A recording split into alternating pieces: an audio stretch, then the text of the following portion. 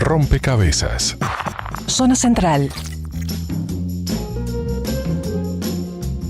Amigas, amigos, bueno, les decía, ¿no? Estábamos leyendo, Gonzalo Varela también lo estuvo leyendo. Hola, Gonzalo, bienvenido, un placer tenerte acá. Hola, ya es de la casa, un colaborador, gracias. Es nuestro colaborador en estos temas, ingeniero en temas informativos. El tema del algoritmo, ¿no? Que uno escucha, y Harari, el historiador, israelí, que está de moda, ¿no? Y está bien que esté de moda de última, porque el tipo no es malo, es muy bueno en sus libros, en su visión de lo que ha sido el pasado histórico del Homo sapiens, el presente y también aquí el futuro, que es un poco, creo, la idea de este libro. Y bueno, dedica buena parte del libro al algoritmo, esa palabra que escuchamos siempre, pero muchas veces no sabemos muy bien qué significa. El algoritmo basado en los bioquímicos, en la bolsa de valores, en los temas de aprendizaje, en el motor de búsqueda de Google, en los macrodatos, en los sistemas de vigilancia potentes, en los bancos, en las empresas, en la toma de decisiones, los algoritmos filosóficos, la forma en que los observan. Yo señalé algunas cositas nada más de este libro que van a ser el disparador de la charla hoy con Gonzalo Varela. Dice Harari en su libro: en las últimas décadas la investigación en áreas tales como la neurociencia y la economía conductual ha permitido a los científicos acceder a los humanos y en particular comprender mucho mejor cómo toman las decisiones. Se ha descubierto que todas las elecciones que hacemos, escoger desde la comida hasta la pareja, aún resultando no de algún misterioso, son resultado no de algún misterioso libre albedrío, sino del trabajo de miles de millones de neuronas que calculan probabilidades en una fracción de segundo. Y dice Harari, ¿no? La tan cacareada intuición humana es en realidad reconocimiento de patrones.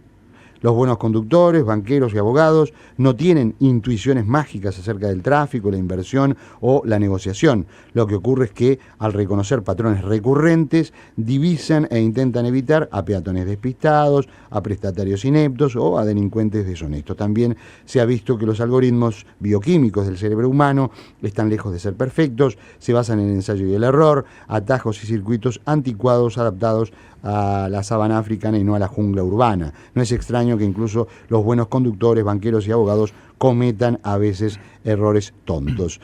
En otra parte dice: ahora mismo los algoritmos te están observando, observan a dónde vas, qué compras, con quién te ves. Pronto supervisarán todos tus pasos, tu respiración, los latidos de tu corazón. Para llegar a conocerte cada vez mejor, se basan en macrodatos y en el aprendizaje automático. Y cuando estos algoritmos te conozcan mejor de lo que te conoces vos mismo, lograrán controlarte, dice Harari, y manipularte, y vos poco podrás hacer al respecto. Vivirás como en la película de Matrix o el show de Truman. Al final se trata de una cuestión empírica sencilla. Si los algoritmos entienden la verdad, lo que ocurre dentro de vos, mejor que vos mismo, la autoridad pasará a ellos. Es una posibilidad, ¿verdad?, en la que tira acá Harari, que dice que bueno, después tira el tema del famoso de los tranvías, ¿no? El ejemplo ese del choque, ¿no? Con un tranvía que se sale del lugar, y habla un poco de lo que es el automóvil autónomo, ¿no? Como parte, digamos, un poco de la discusión de lo que son los algoritmos, ¿no? Ese choque o posible choque con un tranvía que vos no sabés quién va, pero a través de la macrodata se pueden tener todas las informaciones. O sea, si tomás hacia la izquierda, vos no lo sabés, pero de repente evitás colisionar contra el tren, pero matás, qué sé yo, una familia con niños, ¿no? Y si agarrás para otro lado, capaz que morís vos, y es el mal menor, ¿no? Y es en tu contra, ¿no? Un poco así, ¿no? Porque el libro habla de mucho más, y este es un tema realmente fascinante y muy abarcativo, ¿no? Realmente, Gonzalo.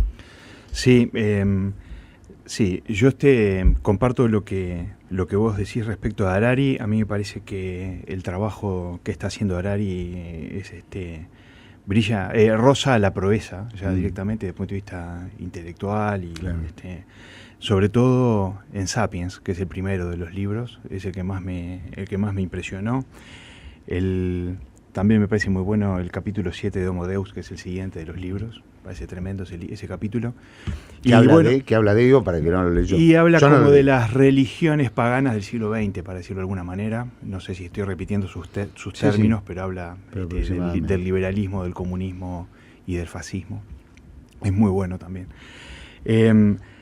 Harari está tocando un montón de temas de los que estamos viendo, los vemos venirse de a poco. Yo me estaba acordando que en su momento yo leí El fin del trabajo de Rifkin, Claro. en 1995. Trajimos a Rifkin con motivo del 75 aniversario del verdad. Espectador en los 90. Tuve la suerte de... Es verdad, sí, sí. es verdad. Gran Y trabajo y... Es sí, verdad, tremendo libro. sí, tremendo libro. Y Rifkin de alguna manera ya planteaba Adelantó todo. algunos de estos temas, ya Sí. estaban planteados por Rifkin en aquel Es momento. verdad. Hay un par de dimensiones en las que se mete Harari en los que yo no me voy a meter, la especulación acerca del futuro, Sí, no, sí, no sí. me voy a meter en eso. Sí, esto es un tema filosófico. Me encanta en el Sí, boliche, claro. con los amigos. Sí, pero es un tema acá, filosófico, Que yo lo haga acá No, es una falta de respeto. No, no. Y lo otro es el tema, ya sé que vos no esperás eso. de No, mí. no, pero digo, yo senté a Harari como disparador y entendía, y por eso digo, Claro, abarca no, temas no. filosóficos que pueden ser muy controvertidos y discutibles, ¿no? No, pero él lo puede hacer, Sí, está bien que lo claro, haga. claro. El que no lo puede hacer soy yo. Y lo otro es temas más metafísicos, de si está bien. Los juicios de Claro, valor. sí, no es la idea. Respecto a esos claro, temas. pero sí saber, Ah. Gonzalo, que en eso sí tenés experticia, porque a partir de esta lectura que hacemos todos de esto, que está buenísimo, que divulga científicamente Harari, nos pone estos temas que son bien nuestros, contemporáneos, y los tenemos que ver cómo pega el tema del uso de algoritmos en nuestras vidas, porque pega. El tipo te lo dice, ¿no? Vos vas, el Waze de Google, la aplicación, te dice, al conductor le dice, no agarres para la derecha, agarrá para la izquierda.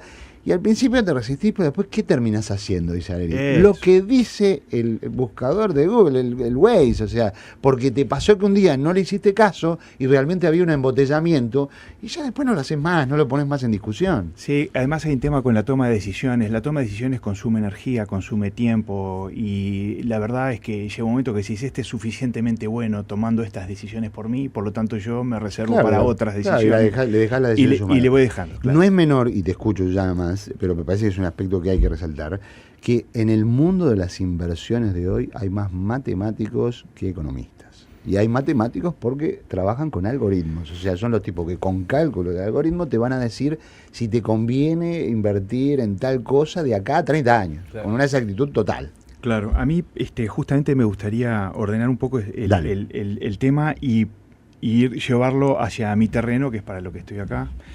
Una de las cosas que me gustaría hacer es tratar de ver si logro divulgar el concepto de algoritmo y de computación. Dale. como para que por lo A ver. menos puedan darse cuenta qué es lo que está pasando atrás de esto, ¿no? Ahí va.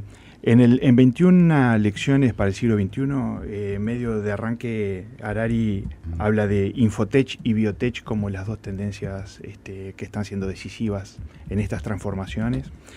El tema de biotech, que tiene que ver con la tecnología y combinada con la biología, que tiene distintos aspectos, porque por un lado tiene que ver con la manipulación de las entidades biológicas como si fueran máquinas para transformarlas y modificarlas, y otra es la fusión de componentes tecnológicas con biología. Hoy me mandaste una cosa muy fuerte, Claro, que ¿viste? colgada en Twitter. Sí. Eso conduce al fin del Homo sapiens como especie, porque en verdad es una transformación de la propia vida.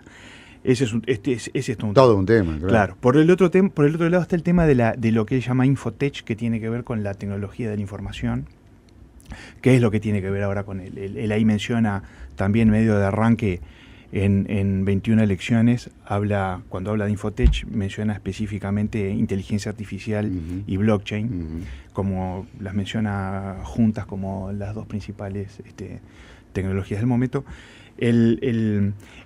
Sobre todo la parte de infotech tiene como riesgo inminente el fin del trabajo, que tiene que ver con uso el término de Rifkin, claro.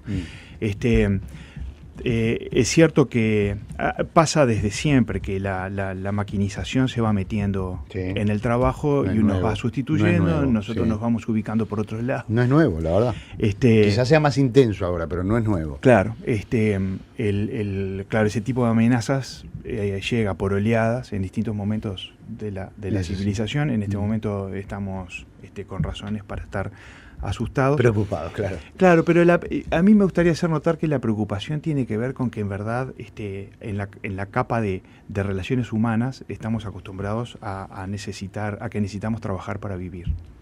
Es eso lo que nos asusta, porque vivimos de nuestro trabajo. Claro. Pero eso tiene que ver con cómo nos organizamos los humanos, eso ocurre en la economía y en la sociología, no ocurre en el plano de la tecnología. La tecnología lo que hace es resolver problemas que los humanos estamos acostumbrados a resolver nosotros. y nos van como sucediendo en esas capacidades. Una de los temas que me parece que puede ser interesante de ver es si una discusión que puede plantearse es si estamos frente a conductas realmente inteligentes en los autómatas. En mi opinión, acá me animo a mandar una opinión, yo creo que no estamos frente a conductas inteligentes. Lo que pasa que nosotros si vemos ciertas conductas nuevas en autómatas que nosotros tradicionalmente no veíamos, cosas que vemos hacer a las máquinas que antes no las veíamos hacer. ¿Como por ejemplo? Como por ejemplo, cuando en 1995 Deep Blue le gana, en el 97 en verdad, le gana el match de ajedrez a Garry Kasparov, que era el campeón del mundo del momento y uno de los mejores jugadores de la historia. No estábamos acostumbrados a que las computadoras jugaran también al ajedrez, y en ese momento ese fue un momento de quiebre histórico, porque después de ahí ya no tuvo gracia. Hoy te palicean las máquinas jugando al ajedrez. Y después del test de Turing, ¿no? Cuando pasaron el test de Turing las máquinas. Sí, hace un tiempo hay cierta evidencia en un experimento de que pasaron el test de Turing, pero es muy controvertido, habría que esperar a que se pudiera repetir ese experimento. Decís que está todavía estudiándose eso.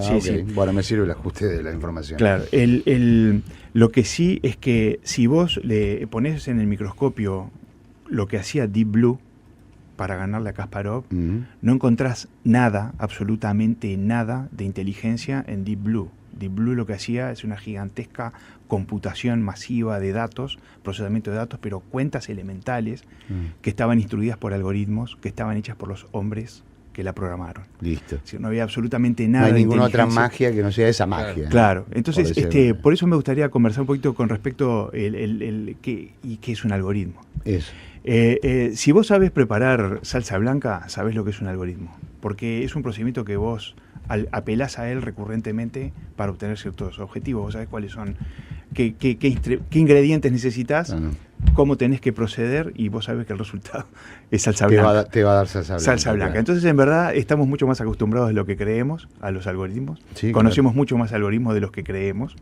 Digo porque es muy famoso el algoritmo de Euclides, porque tiene ese nombre, se lo conoce como ese nombre. Euclides no le llamó el algoritmo de Euclides, no tenía el término algoritmo, es de 300 a.C., pero hay algoritmos que vienen de antes. Por ejemplo, si vos sumás 103 más 48, por poner un ejemplo, vos sabés cómo hacerlo.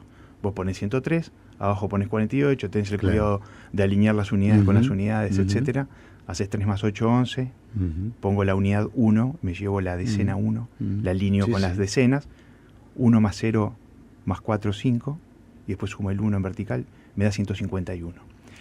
La verdad es que eso es un algoritmo que todos manejamos normalmente y que tiene una peculiaridad, quiero hacer notar una característica interesante. Ese algoritmo no está hecho para sumar 103 más 48. Vos podés sumar cualquier número con eso, y no solamente dos números, podés sumar cualquier cantidad de números con ese procedimiento.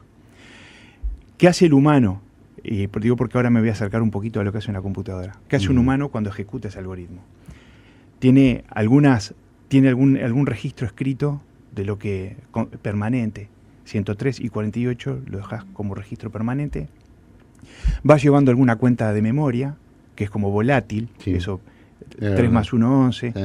Claro. Y además tenés el cerebro ejecutando el algoritmo, que sabe qué instrucciones ejecutar. Bueno, una computadora es un autómata que hace esas tres cosas. Claro. Tiene un dispositivo de registro permanente, que son los discos duros, los pendrives, etcétera. Tiene un dispositivo de registro volátil, que es la memoria, lo que conocemos como memoria RAM, y tiene una unidad central de procesamiento, que es la que en definitiva ejecuta el algoritmo, la que sabe qué pasos dar para obtener el resultado. O sea, una computadora es un autómata que sabe ejecutar algoritmos. ¿Qué es lo que pasa, lo que ha ido pasando con el tiempo? Lo que ha ido pasando con el tiempo, y es lo que estamos viendo ahora, es que hay todo un proceso acumulativo. Por un lado, todo un proceso intelectual de la humanidad, desarrollando algoritmos, técnicas, etcétera, etcétera, etcétera, eso por un lado, y desarrollando cada vez más y mejores computadoras, y por otro lado la capacidad, el desarrollo de la capacidad de las computadoras. Claro. Para ejecutar instrucciones, para almacenar información. Sí. Y además los humanos venimos almacenando mucha información. Claro. Entonces, hoy en día me parece que lo que estamos es frente al estallido de esa combinación. Claro. Sí, dos potencias que se han saludado, se han encontrado. Gigantescas cantidades de datos para procesar y computadoras, una capacidad gigantesca de procesamiento. Entonces empezamos a ver resultados formidables. Por ejemplo, lo que hizo Deep Blue en el 97 para ganarle a Kasparov fue la ejecución de ciertos algoritmos que alguien inventó, que un humano escribió y que puso a Deep Blue a ejecutar usando una gran capacidad de cómputo y una gran capacidad de almacenamiento. Entonces el pobre Kasparov, en verdad, con su cerebro estaba enfrentado a un monstruo con una capacidad de cómputo gigantesca. Fíjate que es muy fácil sumar 103 más 48, pero si yo te pongo 1555 números de 100 cifras, no podés hacerlo por más que conozcas el algoritmo. Te perdés y te perdés y te perdés y quién sabe cuánto te lleva a hacerlo. A una computadora básicamente le da lo mismo. Podrás llevarle un poquito más, por supuesto, para una cosa que para otra, pero lo hace mucho más rápidamente. Entonces, ¿podemos decir realmente que estamos frente a una conducta inteligente? Bueno, yo creo que hoy en día no estamos frente a una conducta inteligente. El autómata no tiene un propósito cuando hace lo que hace, no lo tiene, no tiene ningún tipo de conciencia de lo que está haciendo, simplemente está ejecutando instrucciones que un humano lo puso a ejecutar. Lo que pasa es que empezamos a ver resultados maravillosos con eso. Yo tenía ahí algún ejemplo, pero a mí hay unos cuantos ejemplos, pero hay uno que a mí me gusta mucho, que viene que no creo que Harari haga ni mención siquiera. Vieron el tema a mediados del 90, cuando ya se había difundido mucho el correo electrónico, empezamos a tener el problema del spam.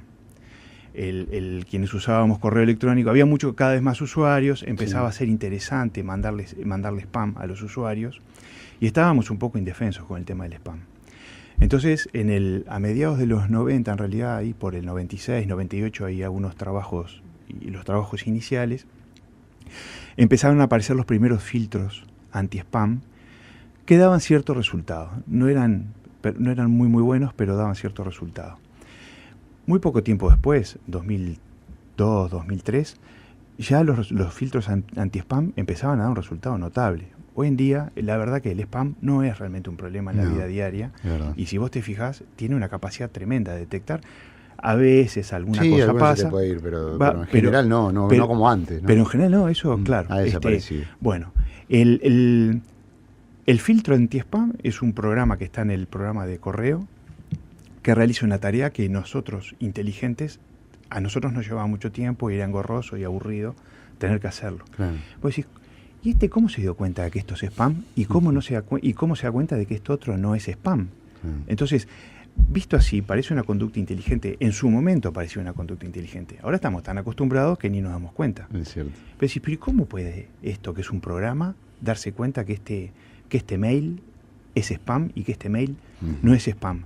Bueno, la verdad es que siguen un procedimiento súper arcaico. Se apoyan en un teorema que se llama el teorema de Bayes. Bayes era un matemático inglés que demostró el teorema. Él se murió en 1761 y el teorema se publicó en 1763. Estamos hablando de 1763. Sí.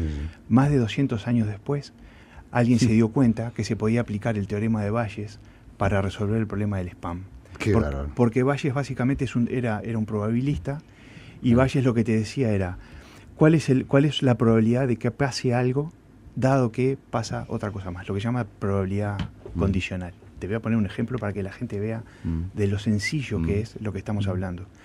Vos tenés, por ejemplo, en una fábrica, vos tenés una máquina 1 que fabrica el 75% de los tornillos y 4% de los tornillos que fabrica le salen defectuosos. Y tenés una máquina 2 que fabrica el 25% de los tornillos, pero es mejor, y solo el 2% de los tornillos que fabrica la máquina 2 sale defectuoso. Entonces, dado un tornillo defectuoso, ¿qué probabilidad tiene de haber sido producido por la máquina número 1? Claro. ese problema de probabilidad es el que resolvió Bayes, que lo que hizo fue publicar una fórmula, y además lo demostró, pero publicó una fórmula, es un cálculo que hay que hacer. Cualquier colega mío te hace este cálculo en 60 segundos y te dice, la probabilidad es tal. El problema del mail es muy parecido, porque ¿qué probabilidad tiene este mensaje que tiene estas palabras de ser spam, dado que otros mensajes que yo vi antes, que vi pasar antes, eran spam y tenían esas palabras? ¿Se dan cuenta que es el problema? Es el mismo problema, básicamente, es el mismo problema de los tornillos. Claro. Alguien se dio cuenta de eso y dijo, vamos a ver si podemos usar el teorema de Bayes para construir un filtro anti-spam. Y esa es la estrategia de los filtros anti-spam desde esa época. Entonces, vos lo ves funcionar y parece una conducta inteligente. Si vos ponés en el microscopio y ves lo que está haciendo un algoritmo anti-spam, está haciendo unas cuentas y calculando una probabilidad. Nada más. Tal cual. Bueno, un disparador nada más. Seguramente habrá muchísimas más cosas para hablar sobre este tema que no nos iban a dar los minutos. Me parece algo bien inquietante, que es que los científicos han conectado, por ejemplo, en esta noticia que compartía Gonzalo, que está en los hilos de conversación de nuestro perfil en Twitter, han conectado los cerebros de 3 personas. Impresionante, o sea, conectaron y pueden comunicarse, pensar, sí, pueden compartir pensamientos, seguir pensamientos. Sí, creo que con este experimento lo que hacen es jugar algo parecido al Tetris, pero solamente cada uno sabe qué jugó el otro, porque sabe lo que el otro pensó. Es muy loco. Claro, está pendiente, hay que hacer confirmaciones, experimentos independientes que confirmen que la técnica sirve para hacer esto. Pero es impresionante. Pero vamos en camino a esas cosas, claro. Bueno, nos conectamos con el Cucho. ¿De qué va a salir de la conexión nuestra, Cucho? Vamos con la cirugía de mañana. Quedamos con... Bueno, ahí va, pues podemos combinar bien. ¿Sabes que me gustaría hacer un comentario final? Porque el cierre que a mí me parece notable del cuento del filtro anti-spam para mail es que un estadístico en 2005 se dijo, ¿y un filtro anti-spam podrá jugar al ajedrez sin saber nada, absolutamente nada de ajedrez?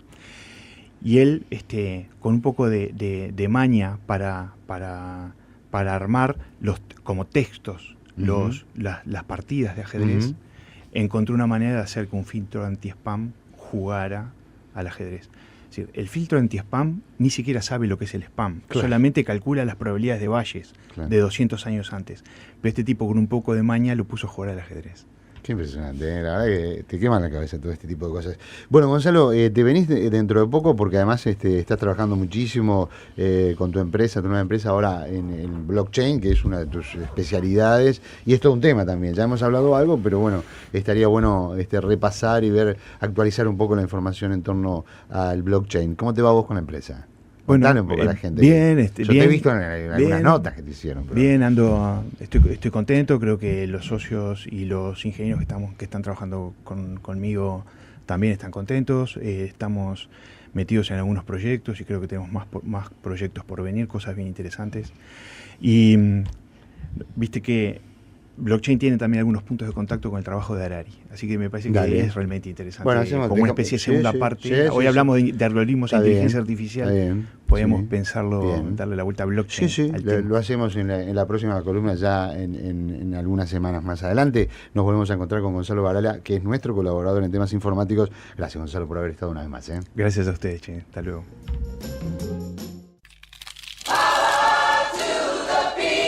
Rompecabezas. Enteramente libres. En toda materia. ¿Cómo que no va a pasar nada? Acá pasa de todo. En El Espectador.